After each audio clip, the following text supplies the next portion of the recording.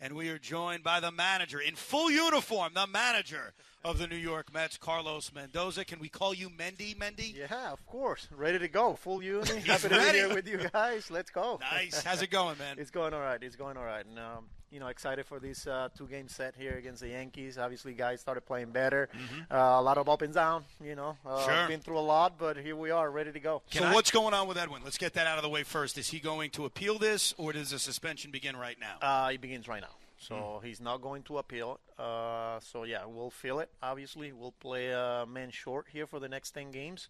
We'll get through it, unfortunately. Why the decision not to appeal? Yeah, we don't want this to linger, for a long time. We gotta get past this, The more we wait, obviously that cloud is going to be on top of us, and we don't want that. So we just decided, talking to him, his agent, his people, obviously, we thought it was best for him to just start. Was he guilty? Is that why? No, I mean, we're not going to get into whether was he guilty or not. Obviously, he's suspended, and, it doesn't matter whether he was. You hate to see it, but here we are, and we just got to get through it. So when this all went down, as a Met fan, most of us were sitting at home. All of a sudden, the ESPN broadcast comes back. We see this. I was very pissed off. I think I'm still pissed off. I'm pissed off at Major League Baseball. I'm pissed off at these umpires. I feel like they're very inconsistent. So I'm angry. You didn't seem angry. Why were you not angry about this? I was angry, Right. The whole situation. You hate to see your closer in a situation like that. But, they had the reason, obviously, It's my first time looking at somebody's hand, at real time. So it was hard for me to tell what was too much, wasn't too much. But Edwin was pretty honest right there at the moment. He was like, hey, Vic, I'm a man here, I'm telling you, he's rosin and sweat, right. And I believe Edwin, Right.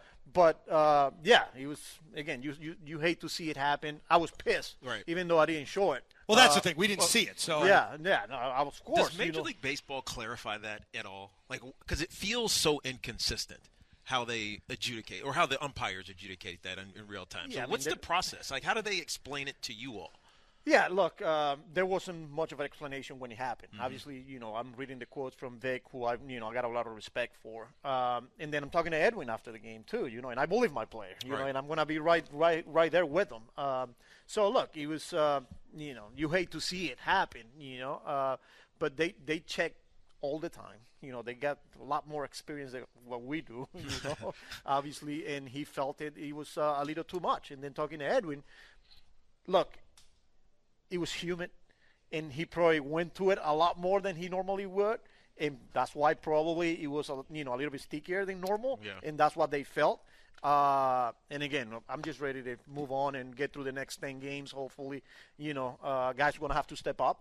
But here we are. This is my last question about this. Do you know why, because you were with the Yankees, Clark Schmidt was given the chance to wash his hands, Domingo Germán given the chance to wash his hands, and Edwin Diaz was basically told, get the heck out of here? Do you know why the difference? I think it's the stickiness, because the color, if you see, is dark and they don't feel like it's as sticky, they might say, right. Hey, go wash your hands. But when they see color and when they feel like, hey, this is sticking there normal, then obviously they have to make a decision. If you have a one-run lead tonight, do you know in your head who you're handing the baseball to? No. I'm going to be honest, because you got to piece it together, right. I got to get through the ninth inning, sure. obviously, and then, yes, when I'm making those decisions as the game goes on and I'm looking at potential matchups, okay, where we are, because I'm managing the sixth inning, but I'm already thinking about the seventh, the eighth, and the ninth, and then potential pinch hitter, who they got on the bench, what potentially the three hitters could be coming in the ninth inning, what's the best matchup. But at the end of the day, if I feel the game is in the seventh and I need to bring my best guy there and shut that inning down, I'm going to go do it. If it's the eighth and then, you get to the ninth, all right, here we go get the last three outs. So, did it help because Edwin missed some time earlier, obviously with shoulder discomfort? You had to navigate this already, so you kind of have a familiarity in your mind what you want to do in any given situation. Yeah, it's funny. We're here, obviously, having fun, serious. But I go back to my experience managing winter ball. I was managing the bullpen since the third inning. Every time I have 4 innings out of my starter, it was a great day, you know. So look, and when Edwin before he went down with his injury, we took him out of the closer role, for quite a bit there, and we were, mixing it in and trying to move the puzzles here around, and then obviously when he went down, it's the same thing. So, yeah, here we are in the same situation. I feel good with what we have available, and I know guys will step up. Well, you're going to manage. We're talking to Carlos Mendoza, as you may know listening. They are down a guy. Like Edwin Diaz is suspended, and you don't get to replace him. Does that affect how aggressive you may be at pushing your starting pitcher to go deeper into a game, knowing you have one less arm available out of that bullpen because you can't replace Edwin Diaz? Yeah, no, look, my job is to put the team and the players in a position where we feel they're going to have success, right? And my job is to win games as a manager. So I'm managing today's game to win today. And then if, we have to make some adjustment and we have to make some move and things like that, we'll worry about that after the game. But my job is I'm winning today. Yeah. And then we'll go from there. Well, we obviously know that what this game means. You've seen it from the other side, obviously, being with the Yankees. So the Subway Series now as the Mets manager means what to you? Look, it's always special. You got two teams with great talent. Obviously the Yankees got off to an unbelievable start. They got a really good team. And the way we've been playing, we got a really good team as well. You're looking at the best city in the world, two fan bases that are very, very passionate about their team. They're intense. So it feels like a playoff atmosphere every time you play, whether it's here in Yankee Stadium and whether you're playing in May, June, July, August. It always feels special. And here we are, and I'm really looking forward to it.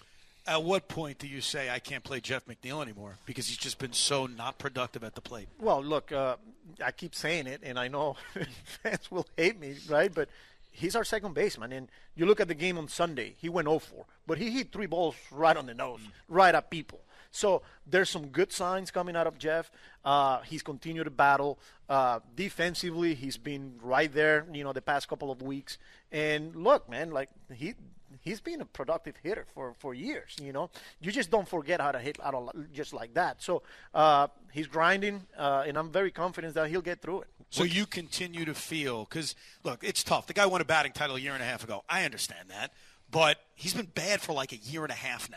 And I don't know why. I wish I had the answer. I don't know if you have the answer. I guess if you did, it would have already been solved. But you've got a guy in Jose Iglesias who apparently is like the rally cry of the team. Forget Grimace. He's got this OMG song that everybody loves. He's great defensively, and he's hit. Could there come a point where you just do, as you said, what's best for the team and say, I got to play this guy every day at second base. He's been really productive. He's been more productive. Yeah, that's my mentality every day. And, my job, again, is to win as many games possible and always focus on today's game. So, Jeff McNeil, I feel like today was the day for him. And I'll use the 26-man roster, now 25 because we got one, right? So I'll use all of them. And if I feel like, hey, Jose Iglesias matchup is what's best for the team now, I'm going to call his name. I'm apologizing because the one idea I've had for a while on Jeff, because I do appreciate his versatility, is playing him more in the outfield, especially with Starling Marte out. That's what I was going to say. Will you plan on doing that? Maybe Jeff McNeil in right field, Iglesias at second base. Is that something you can? 100%. Yes. 100%. And Jeff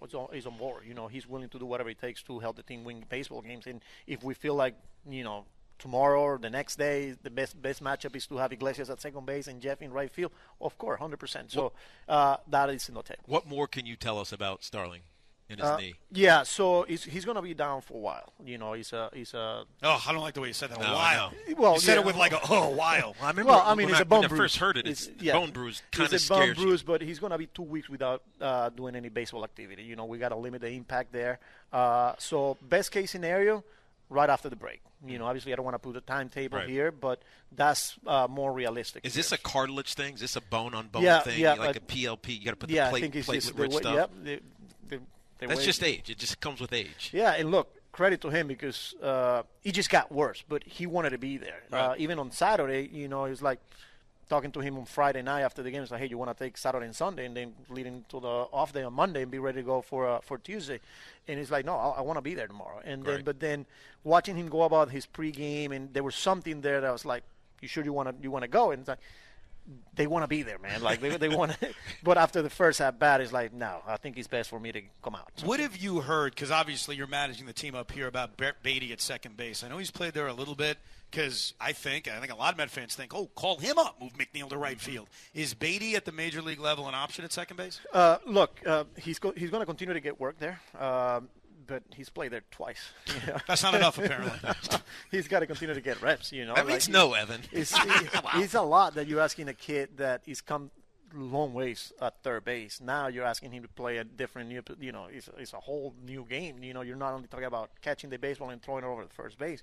It's the cuts and releases, it's all the team defense, it's all the responsibilities that he's not used to, whether it's turning a double play, covering a base on a bump play. There's a lot of cuts and relays, throwing the ball the right way to the right base. We like where he's at, especially offensively. I was talking to Dick Scott, our AAA manager, the other day, and getting some feedback from him. He will continue to play some second base, obviously, but we're not there yet. You guys have been playing a lot of great baseball the last couple of series here. Now, I want to ask the fan question. Is it Grimace? Is it this whole slap thing, whatever it is you guys are doing? Is it the OMG song? How are you guys thinking about all of that stuff? Because that's what's dominating conversation outside of the organization. Whatever that is, we'll continue to write it. We'll leave it up to you guys and the fans. What are you guys doing? What are you guys doing in the clubhouse? We just continue to have fun, man. Was it the closed door meeting? Because jokes aside, the team, that is a line of demarcation with everything that happened that day. Do you think that got the team going? Look, I mean, it was important for them to get together and get a lot of things off their chest and basically call each other out, talking about accountability and how can we be better, things got to get better. What are you doing, what you need to be doing to help this team? So it was a coincidence that we started playing better. I don't know. But you say call some guys out. There's been some good teams where that's happened. I think back to the Seattle Seahawks back, when they had their run and they were one of the Legion of Booms. That's all they did. Is they would hold themselves accountable and they'd fight about it in some regards. Was it that? Yeah. Or was it a little bit less than that? Well, I'll leave that to the players, right? But since day one, were you in there? No, it was just players. It was just players. Did you have spies in there? No. I mean, that's their room, right? But I'm glad they did it because this was when the Jorge Lopez incident, and we were dealing with that. I was like, let me go do the media because I'm calling a team meeting. And as I'm walking toward the press conference, no, they're getting to us, great. So, right. I'm glad that Francisco Lindor took over in that moment, and he felt that it was needed to get the team together. So there's a lot that goes into it. But look, at the end of the day, we're playing real good baseball, and I expect this to continue. So tell me if this bothered you, because it bothered me, and I remember voicing it on the air. So I don't think Jorge Lopez was trying to say this is the worst team ever. I don't. You agree with me? Yeah. And it got reported that way. Right. No. Were you pissed off at some of the local media that they took that and made it a thing? And I heard it, and I'm like, that's not what he's trying to say. I know English is not his first language. Trust me. My wife speaks fluent Spanish. I don't have the balls to just speak Spanish to her because I don't know enough, and I know I'm going to screw up. So I admire anybody whose second language is English to sit there and answer questions in front of the media because I don't have the guts to do that. And I think Jorge Lopez got railroaded specifically for that. The glove throwing is a different thing. I think he got hosed. Did that bother you, and do you think that's something you should talk about to the media and say, get it right when someone's trying to do their best to communicate? Yeah, look, it's hard for me to get into the details and how everything went down. At the end of the day, it was, you hate to see that happen. And especially for, a guy like that he's done a lot. He did a lot for us, because he was available all the time. There were days where he would pitch back-to-backs, and I would go up to him and say, hey, I have you down. It's like, no, I'm ready to go. So, like I said, yeah, it was an incident that, looking back now, you hate to see it, but we needed to make a decision there and move forward. Was that specifically about he threw the glove, you were annoyed about it, have every right to be, and he didn't show remorse? Was that kind of the reason why it had to end with him? Yeah, look, I mean, I know you have to answer those questions, but I'm not going to go into details how, why the decision was made. Obviously, we made the decision that we felt was right for the organization. Obviously, I talk about the standards and things like that. Was it that specific incident? I'm not going to go into the details, but I'm glad he's getting another opportunity with the Cubs, and hopefully we see him in the big leagues soon. Yeah. We're talking to Carlos Mendoza, manager of the New York Mets. All right, so in the early days of the Subway Series, I think Joe Torre and Bobby Valentine managed differently in these games. Like they took it out like, all right, this is like our World Series. I know it's been a long time. Do you manage, and this is your first chance at it, but obviously you worked with Aaron Boone for a while. Do you manage differently? Do you treat these games any differently as a manager than you do, this weekend against the Astros? Every big league game matters, man. your job is to win as many games as possible. And, for me, it's Game 7 of the World Series every day. That's how I treat this. But a lot of things goes into it, whether what do you have available, who's on the bench, who you're facing. There's a lot of strategy that goes into it, right? But every game, and let alone, the Yankee Mets, like every game's a must. And there's always that sense of urgency, and that's how I'm going to approach it. I think that'll change as you gain more experience, as you have more of these down the line. It'll mean a little bit more. It's not just the next game. It is an important game. At least that's what the fans are saying. It's an important game, and you're playing the Yankees. So, what made you? Because I think we talk about what sparked the team. I think there's a move you made that certainly sparked the team. Francisco Lindor, the leadoff hitter. What went into that decision that made you think, you know what, let me take him. He's done it before, but let me move him to the leadoff spot, and maybe this will kind of open up his game a little bit and really change the complexion of this lineup. Yeah, I think looking back now, I was just trying to give a different look to the lineup, and move people around, just kind of get things going here. Nemo at the time, which he's now back to being the hitter that we know he is, but he was so clutch for us. And I was like, I'm trying to get a couple of guys on for Nemo here before, and just maybe put a lefty after Alonso and Pete, to try to protect them from a righty killer out of the pen. But, and then talking to Francisco and Nemo, too, because now you're not only moving one guy, you're moving two guys. Because I was taking Nemo out of the leadoff spot, position where he's been for the past I don't know how many years. So talking to Francisco, obviously he did it when he first got to the big leagues with Cleveland. And, the mindset of setting up the table, like let me get on base, let me create something, let me start something here.